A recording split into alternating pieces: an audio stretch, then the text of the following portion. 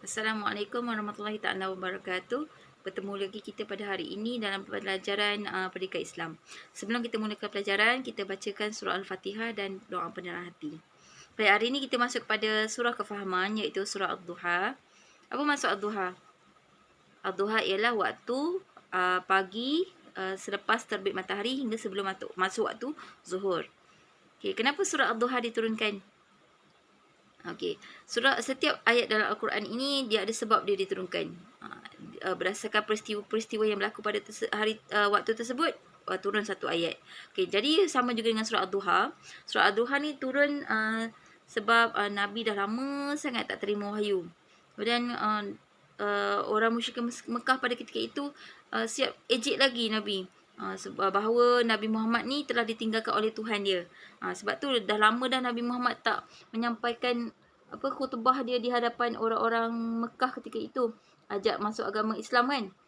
Jadi datanglah Ummu Jamil. Ummu Jamil ni lah mulut dia laser juga. Dia berani.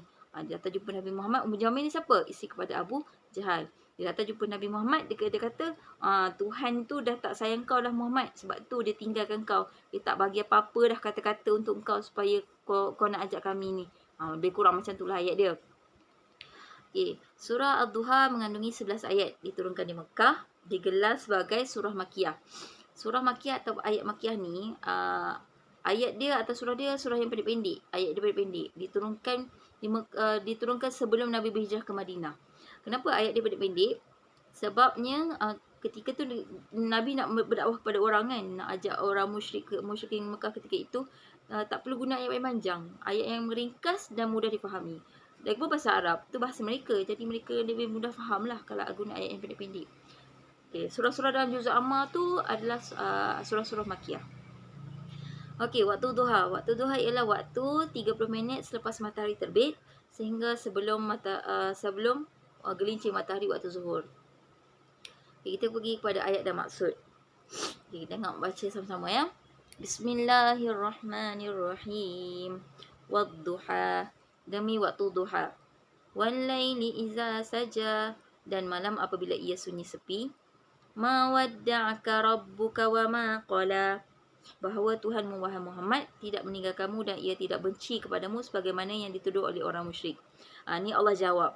Waktu Ummu Jamil cakap macam tu pada Nabi, malaikat Jibril pun turun bawa ayat ni. Okey. Walal akhiratu khairul laka minal ula. Dan sesungguhnya kesudahan keadaanmu adalah lebih baik daripada permulaannya. Ini janji Allah kepada Nabi. Sebab Nabi sedih kan? Tak ada orang nak ikut Nabi kan? Nak ikut ajaran Nabi. Jadi Allah turun, Jibril pun bawa sekali turun ayat ni. Allah kata jangan sedih. Sebab nanti lama-lama nanti ramai. Di akhirnya nanti akan ramai yang mengikut ajaran Nabi Muhammad. Walasawfa yu'tika rabbuka fatardah. Dan sesungguhnya Tuhanmu akan memberimu kejayaan dan kebahagiaan di dunia dan di akhirat. Sehingga engkau redha dan berpuas hati. Maksudnya satu hari nanti Allah kata Nabi akan berjaya lah mengislamkan seluruh dunia. Islam tu akan datang, akan bertapak di dunia ni. Ramai orang Islam di atas dunia ni. Alam yajidka yatiman fa'awa. Bukankah ia mendapati engkau yatim piatu lalu ia memberikan perlindungan? Ni Nabi, Allah dah janji pada Nabi. Nabi tu anak yatim kan? Yatim piatu tak ada mak, tak ada ayah kan? Jadi Allah janjikan orang yang yatim piatu ni Allah akan beri perlindungan. Jadi kamu kalau ada kawan-kawan kamu anak yatim, kamu janganlah bully-bully dia.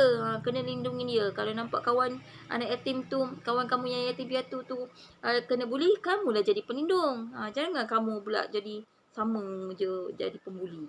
Tak boleh tau.